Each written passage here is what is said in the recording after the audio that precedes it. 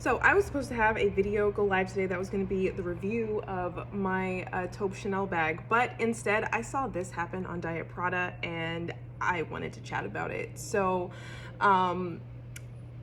there are probably other points that I'm missing. These are just a couple that I wanted to start with like in the moment, and I may address this in like another sit down video to come, but otherwise please enjoy. I wish you would have asked me before purchasing. I would have told you that it's not real Coach. We would have priced it way higher. But this is like a vintage store. We're a vintage store, not a thrift store. So everything that Okay, so I imagine that a lot of you guys have seen this video floating around. I saw it on Diet Prada for the first time, but I have thoughts.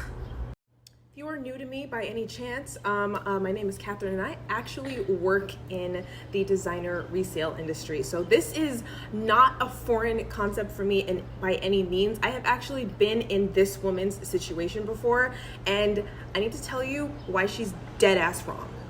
First thing I want to say is that it is absolutely illegal to sell counterfeits, and then to admit that you're knowingly selling counterfeits.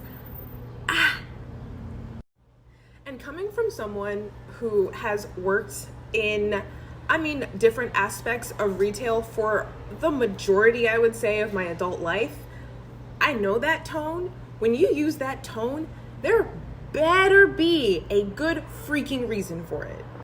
There are so many reasons why the things that she's saying just flat out don't make sense.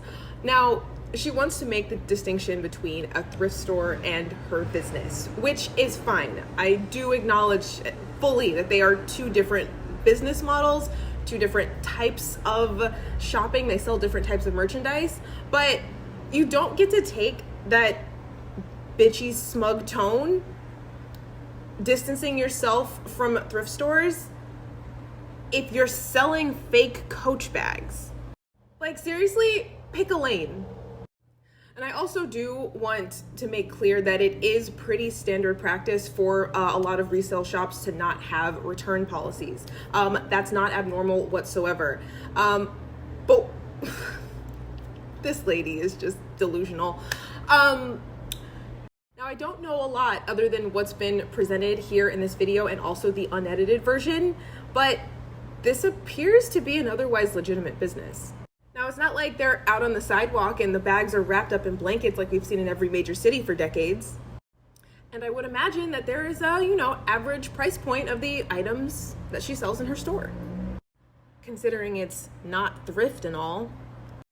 So yes, I do understand why one may presume that the bags and the items might be authentic in such a boutique.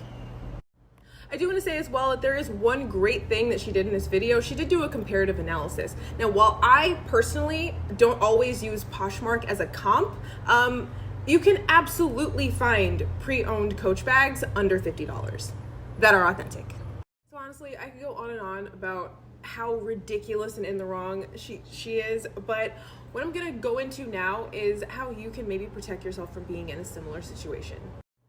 And as much as I hate taking her side on this, I don't think it's the worst idea ever to confirm the authenticity of the items before you make a transaction. That could be on anyone operating a resale business, especially one that wants to distinguish itself from being thrift, all shade intended, should be more than happy to address your concerns.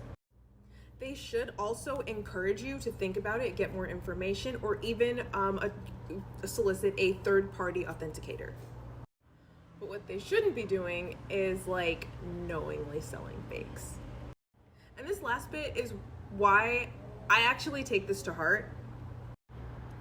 There are so many businesses out there that I know do the work to research and accurately represent their merchandise. They're honest, they're transparent, and a lot of that takes a lot of work behind the scenes that you guys don't see.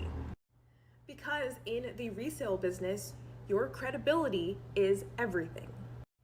Personally, I've spent the better part of a decade putting my time, energy, attention, and research into cultivating a level of expertise on this subject. Because credibility is something that is important to me.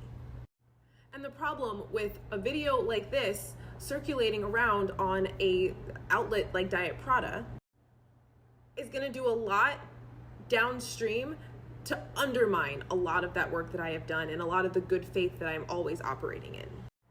And that is annoying.